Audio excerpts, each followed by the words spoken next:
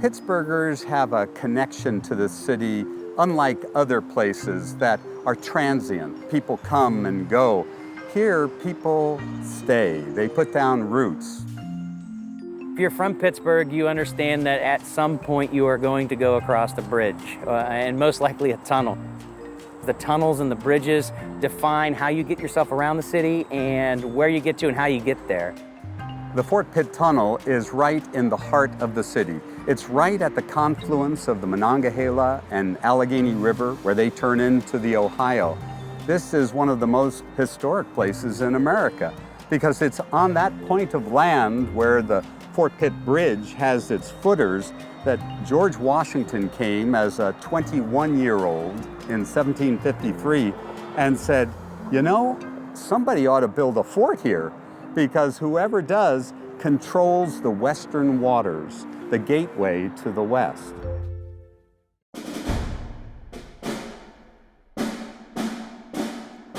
Pittsburgh began during the French and Indian War in the 1750s. It was George Washington and General Forbes that rode in and looked at the smoldering ruins of Fort Duquesne, and they said, what are we going to call this place?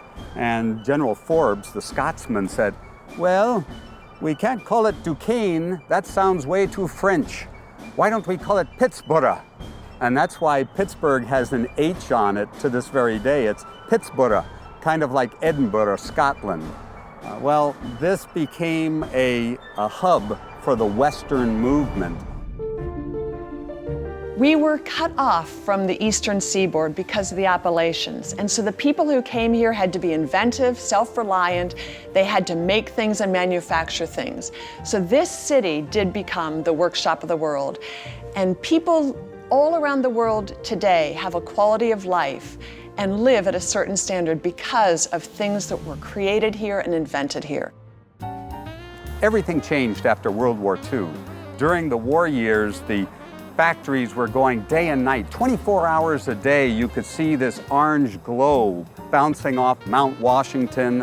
One writer came here and looked at the pall of smoke over the place and said, this is hell with the lid off. It was a smoky city.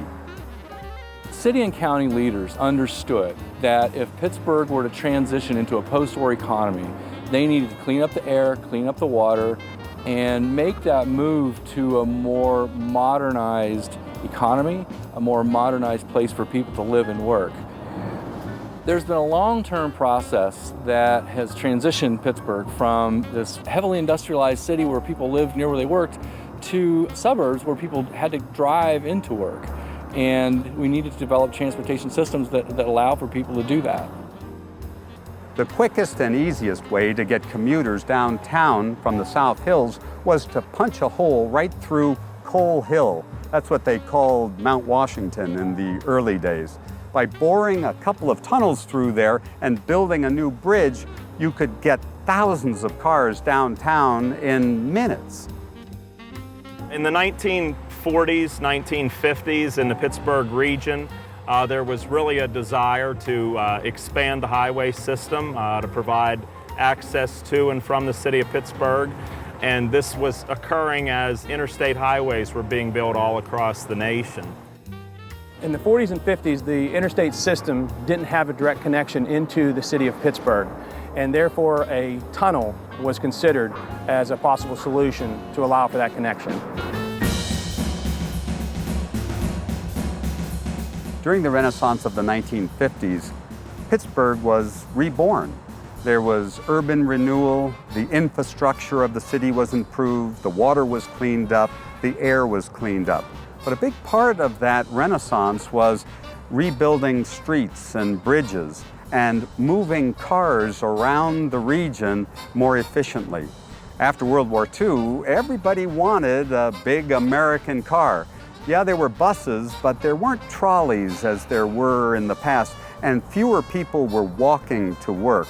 So tunnels were key to the Pittsburgh Renaissance. Part of the Renaissance, too, was clearing the point of all of the industrial buildup and railroad tracks that had accumulated there over 100 years. And so in 1957, just in time for the 200th anniversary of Pittsburgh in 1958, they cleared the point, made a beautiful park, and installed the fountain that we see today. Connecting that point and that fountain and that gateway to Pittsburgh was the Fort Pitt Bridge that fed into the Fort Pitt Tunnel. An amazing engineering feat. The bid for the Fort Pitt Tunnel was $10.7 million. It took 3 years to construct the tunnels, and it involved 120 people working 6 days a week. The Fort Pitt Tunnel was originally intended to be tolled in order to finance construction and future maintenance. But the toll plan faced opposition, and it was canceled when federal funding of the project became available. Construction on the tunnel began in 1957. Michael Baker Jr. was the designing engineer. They hired an architect named Joseph Felix Bontempo to help design the thing, which I think is really interesting because it was clear that the folks who built the tunnel understood they were part of a larger effort to rebuild and recreate Pittsburgh. And Mr. Bontempo used rose-colored granite, brushed steel lettering on the portals, and we come to the interior of the tunnel, which is made up of glazed tile, ceiling and sides, which create this atmosphere inside the tunnel where the tail lights and headlights kind of glitter over the entire surface of the tunnel. And you pop out into this newly reborn city where the Renaissance Historic District is. The town end of the tunnels, the entrances are on different levels because it's a two-level bridge, so coming out you're on top, but going towards the airport you're on the bottom level. And therefore when you enter, you actually are going up, and you can't see the end of the tunnel when you go in. Often tunnels just empty out onto another piece of land, but here we have tunnels that launch you over a bridge, over a river, before you get to land. When you go through that tunnel and you see our skyline, I think you just see that connection. That's my home. The great thing about the skyline in the tunnel is because it's something unexpected. It's like this visual force. In architecture school, we always learn about merging function and aesthetics. So it's really great to have seen the Fort Pitt Tunnel be designed in a way that it wasn't just meant for the function, but it also took into account aesthetics. It's clear that the tunnel designers understood that they were part of something larger. They were part of this renaissance. That the tunnel was not just a utilitarian transportation system, but that it was part of this larger effort to show people what Pittsburgh was becoming. The Fort Pitt Tunnel is a portal to Pittsburgh's heart.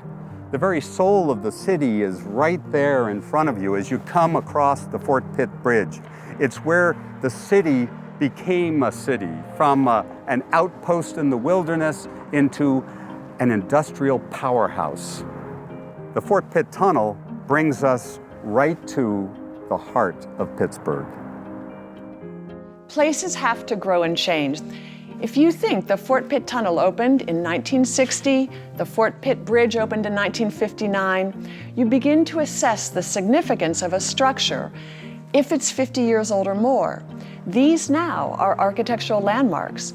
They were really engineering triumphs to be able to tunnel through Mount Washington. And then imagine being able to create a beautiful bridge that would frame the city skyline.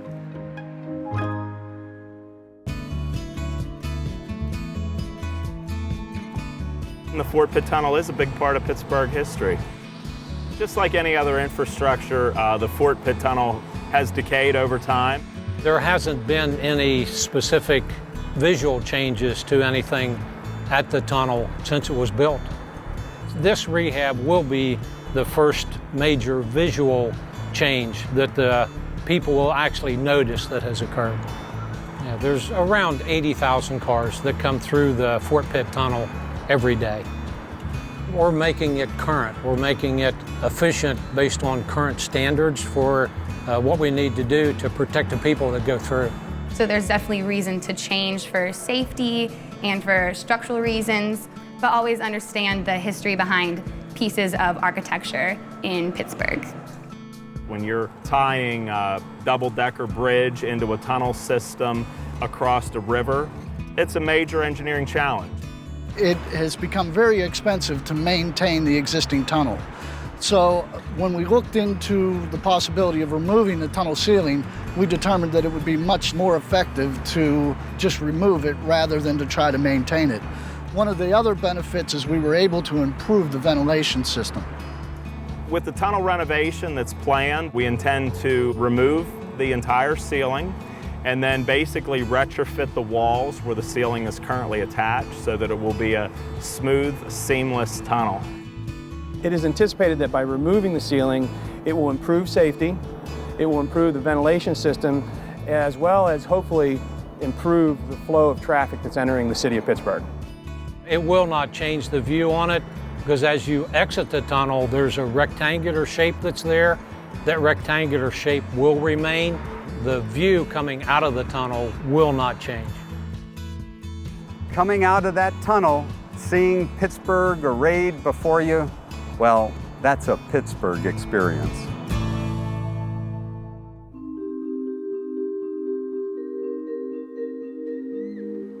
Although Pittsburgh is a very traditional place, people love their history, they love their quirky speech, Pittsburghese, they love their traditions, but they also embrace change. They recognize that things can't stay the same forever. Because we are a city of hills, you can get pretty fantastic views coming into town anyway, but none of them has that surprise of coming through the tunnel. And that becomes the best view to introduce someone to Pittsburgh. So Paul Goldberger of the New York Times wrote in 1988 that this is the only city in America with an entrance. Pittsburgh is entered with glory and drama, he says. The Willie Stargels quote, "Last night, coming from the airport, we came through the tunnel and the city opened up its arms and I felt at home." When I first came to Pittsburgh and drove through that tunnel, it was in the evening. The lights were just coming on. I had just driven through some green hills on the other side of Mount Washington, and then as I popped out of the tunnel, there was the whole city skyline laid before me, the lights winking, the fountain flowing nearly 100 feet in the air, the American flag still fluttering over the Fort Pitt blockhouse at the point. It was a spectacular scene. People might not think of a bridge or a tunnel being something that's striking, maybe a hole through a mountain, but it really says something for how we can think about tunnels and bridges and that kind of infrastructure throughout the United States. A high school student, Grace Turk, was asked to describe a memorable place in Pittsburgh and what it meant to her. She wrote this about driving through the Fort Pitt Tunnel at night. "Like a swimmer deep underwater, I am thrown from the tunnel's grip and I take in the city. The formidable glass spires piercing the night sky, towering steel structures bathed in a warm yellow glow, a magnificent reflection of an old city on the black glass of the Monongahela River below me. There is nothing like the view of Pittsburgh at night as one emerges from the Fort Pitt Tunnel."